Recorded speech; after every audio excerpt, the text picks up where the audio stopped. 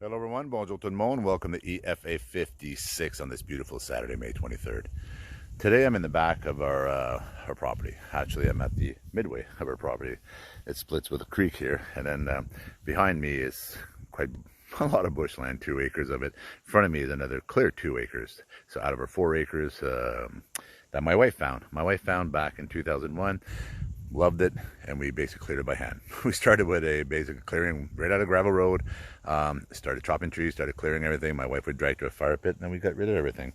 And we developed what we have with the beautiful help of our family and friends at the time, my brother-in-law with his backhoe, and the rest all by hand. Literally, I can't even tell you the sweat that we went through, and my hard-working wife getting all this done. But the reason why I'm going here, today, is because of the land that we're in right now. When I look at where we're at and where we're at today, 20 years later, this property is probably 10 times its value. But why is that? Because we live in a country with so much overhead and so much cost, right? And taxation, et cetera, et cetera. And to do anything in this country with the hands in our pockets. And so just to move forward in production and anything, at the end of the day, the consumer pays. All those taxes, all those fees, all that overhead that all the companies have to pay, anything you got to buy, it always goes up, right? So at the end of the day, the consumer pays. So whether you're going to pay 10 times more, like I look at the youth right now, 20, 30-year-olds, young married couples, and I want to go buy a house. You got to spend almost $1 million if you want to be in a nice neighborhood.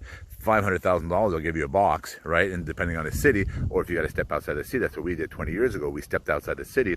So glad we did under this ruling thumb of government telling us, stay home, do what you need to do and that kind of stuff. But I can't even comprehend, like I said in previous EFAs, being in an apartment with no balconies, et cetera, et cetera.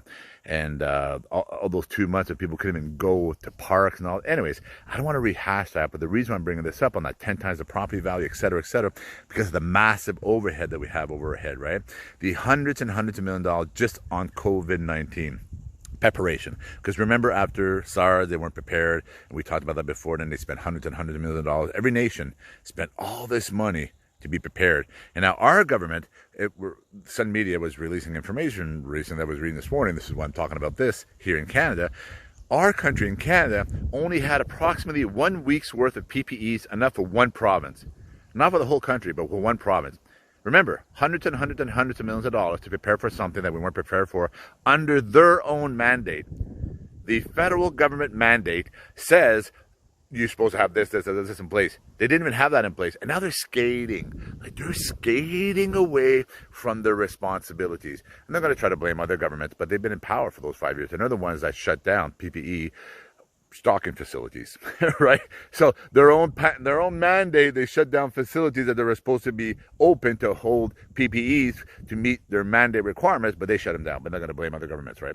So when I look at the hundreds of millions of dollars that were spent on each country and to where we are today, and this is why our youth can't even buy a house, and this is why the cost of living in countries now are just ridiculous, because we have people that are dictating to us what to do that can't even manage a dime. They can't even manage a dime, and they're going to tell us what to do, when to do it, how to do it, right? And then their youth now are going to be left with this massive, massive debt in this country, right? We all die. We're all 82 a man in this country, right? I got 30 years left max, on average, 40 years left. And then I look at my daughters, young ladies, they're going to go into a country. How much money are they going to need for a job? How much money are they going to need to buy a house, right? And I look at all the youth today, and and all those that are voting, and when you vote, please look at who you're voting for. Look at these individuals that can't even manage. They took that money. Think about that. Imagine if that was your household. In your own house, if you spent $1,000 on something and you never got it, would you accept that? If you spent $100,000 on something and never got it, would you accept that? Would you give money to somebody that was supposed to buy something and put it in place, and then they didn't put it in place, and then you go look for it, and it's empty, and it's gone, but you spent that money? Would you accept that? Then why are you accepting this? Why are we accepting governments that mismanage our money all the time, right? Think about that for a second. We, the people, are allowing the people, I'm trying to get out of the sun here, we're allowing these individuals to mismanage our money all the time.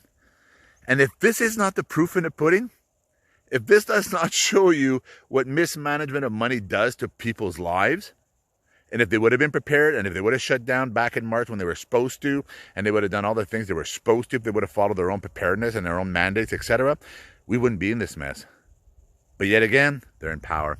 And now they're telling us what to do, how to do it, and when to do it, and yet they've never done it. They've never run businesses, they've never done what you need to do, but they're telling you how to do it.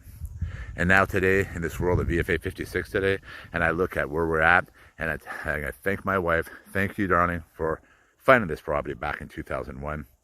Because under the regime of our governments that are controlling every single... you guys should get a copyright, some royalties off of that song from the Police there. Every breath you take, every move you make, I'll be watching you. Government should get a royalty off that, because that's exactly what you guys are doing. I'm being sarcastic again.